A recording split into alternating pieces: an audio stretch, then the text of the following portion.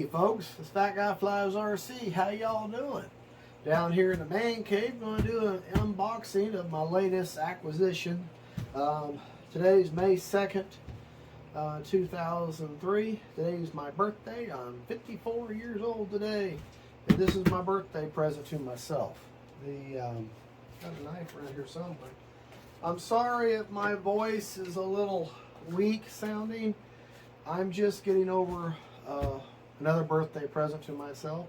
Laryngitis. I'm going to assume I didn't actually go to the doctor. I should have, but I just lost just now got my voice back. So I've been sick for several days and just basically a head cold. Well, anyways, that's why I haven't been out flying or doing any videos. Kind of hard to. Today's the first day I've actually had my voice back. So kind of hard to do a video, narrate a video when you have no voice. So anyways, just to prove to you this is a genuine unboxing. I have not opened this thing up. It's still in its cardboard coffin. And it is, of course, the E-Flite, hold it upside down, Twin Timber. None of us in the RC world and reviewers and YouTubers or RC pilot enthusiasts, none of us were expecting this. E-Flite kept this so hush hush, and then all of a sudden it just appears on the website. And if you're serious about RC planes and what's the latest and greatest and all that, then you're like me, you keep an eye on excuse me, you keep an eye on E-Flite and Horizon Hobby and Hobby Zone and all your major retailers that sell these things, and you check them daily. And this, I forget what was in the middle of April that this was released and or put out for pre-order, and the day it was released, the day it was pre-ordered is the day, you know, that came on live, and I of course immediately smashed that buy button. I wasn't necessarily ready for a new plane, but when I saw this thing, I was like, oh, I gotta have that. That's a no-brainer there. That's a no argument, no, do not pass go, do not collect $200, you're buying that one. So let me move this stuff out of the way here. But yeah, I saw this thing, I was like, oh, I gotta have that. Well, anyways, this is the bind and fly. And so it comes with a receiver. And just so you know, yes, this plane is capable of setting up crow and full span ailerons. And I don't plan on doing any of that. I plan on just keeping it with the regular traditional ailerons, flaps. This plane's going to be a full floater. To me, I don't think you're going to need all that, and I don't want the full span ailerons. If I want to do that, I'll do that in my Timber X. But yes, I know it's capable of it, and you're thinking, well, G-Fac, I would like to see you do that. Maybe someday, but not right now. I'm going to set it up by the book with traditional settings. Now, with all E-Flite, FMS, they pack these boxes so tight. I suggest when you go to open them up, open up both ends. Okay, and then it's just easier just to push it out on the one side, because they have so much vacuum and they're just packed in there so tight.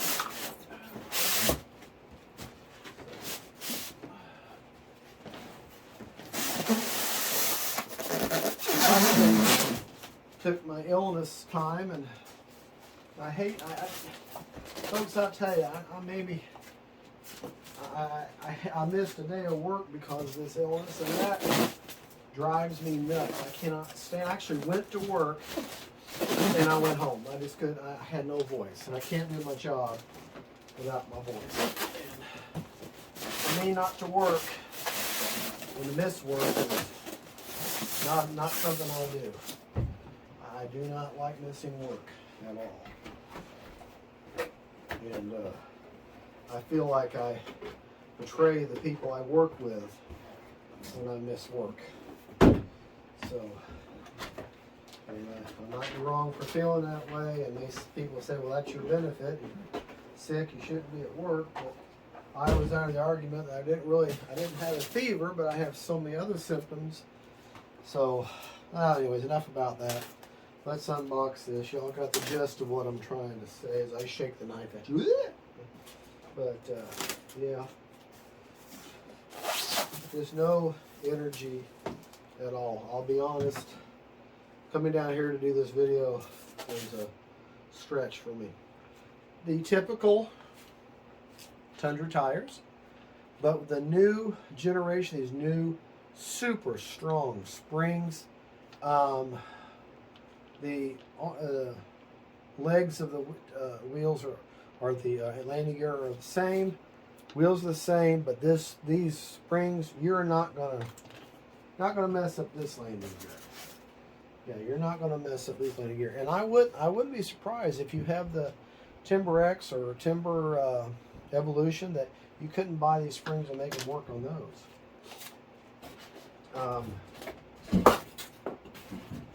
Twin props. Oh, by the way, I went ahead and bought another set of these props. I know you shouldn't be tapping these props on the ground. There's supposed to be no prop strike. You're not able to prop strike, but I bought an extra one just in case. Little wooden dowel there to hold your props. Save things like that. You never know when you're going to need a piece of wood.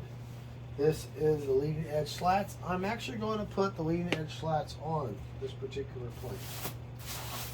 So, looks like I opened the bottom of the bottom of the box first. App quick connects, just like on the Turbo Evolution, and idiot-proof ESC connection. And they did with this. Oh, look at this is great. Yes, you have a foam hinge, but you also have a foam pinch hinge, but you also have plastic and reinforced nylon hard hinge points.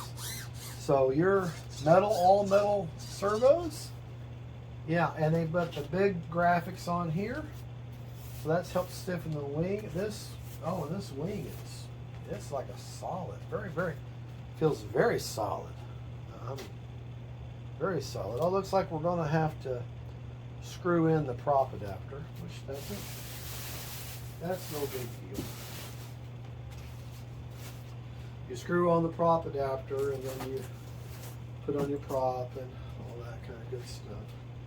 All right, put the wing off to the side. I'm going to hold the cardboard. And this is another example of them using every ounce of space to pack your plane, which, believe it or not, does cut down on shipping costs. That way the box can be smaller and fit in more places, and they're able to hold more planes in storage. Oh man, look at how thick. I don't know if you're gonna be able to zoom in on that or not.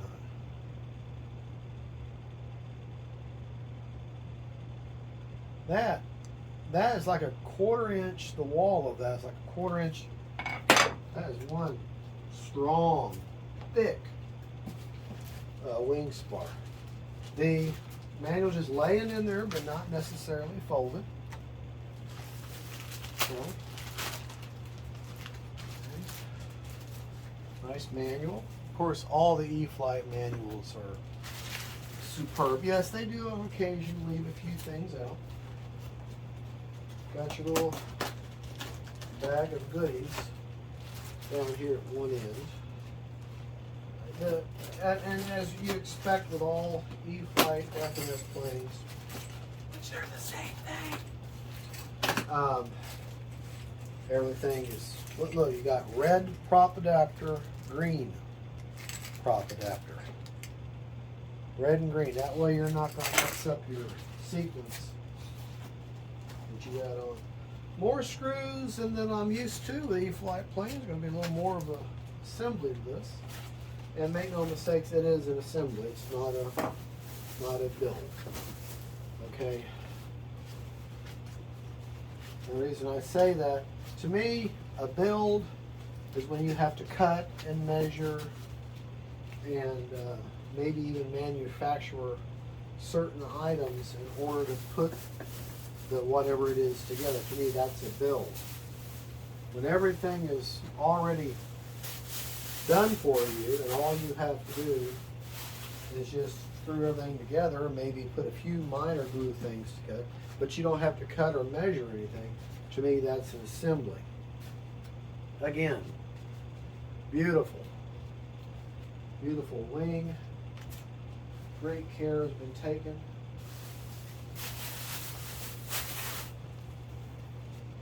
The pieces. Here is the both halves of the horizontal stabilizer or elevator. Again, a pinch hinge, but reinforced with plastic or it looks like nylon hinges. So these hinges are not going to wear out. This will be a little bit more of a build than most E-Flite planes. So what I'm going to do is I'm going to put the plane together, and then I will come back and do a post-build video to tell you what I think or anything I ran into. Mainly, you don't need to sit through a 45-minute build video on a plane that's not hard to put together, and because I can be very meticulous about things, but I will explain what I've done. If you're wanting to watch a 45-minute video on how things are put together just go watch one of Brian Phillips' videos. He definitely goes into great detail. No dig against Brian Phillips, but him and his wonderful camera crew, aka wife, they put all these great videos out, and a lot of information, packed with information. Oh man, this is, yeah, the ESC leads coming off those wings, you can't screw them up. One's red, one's green, and that's where you plug them in at. So you're not going to screw that up. You have the Avian Dual. It's a 40 amp ESC 3 or 4S, but it's the Dual Smart Avian ESC down there in the guts of it. You got the AR637TA, which comes in a lot of the bind and flight models. You have the choice of either binding with the bind plug or binding with traditional or by the button. Your antennas are already routed and at 90 degrees of each other, which we're trying so desperately to teach people. Always put your antennas at 90 degrees if you have antennas. Some of these don't come with antennas. Some of the receivers are antennaless, which goes in an entirely different type of antenna arrangement. All right, oh yeah, top loader, just like with the Turbo Timber Evolution, with the ESC or the safe lead coming off, so you can go ahead and put your wing on if you wish. I'll probably go ahead and hook the wing and everything up, and then I will actually use the bind plug this time to bind it. Nice hard plastic nose, so you can stand your model up in the corner for storage. The landing gear points, very hard metal and plastic. The other vent hole that you've come to know with all your timbers. One thing with the timbers, they've used the same lights. These little lights here, you can easily bump these, they'll pop right out of their housing. Don't panic, don't start doing. Just pull them right back up and they'll pop right back in their housing, which that's fine. The work on this is wonderful.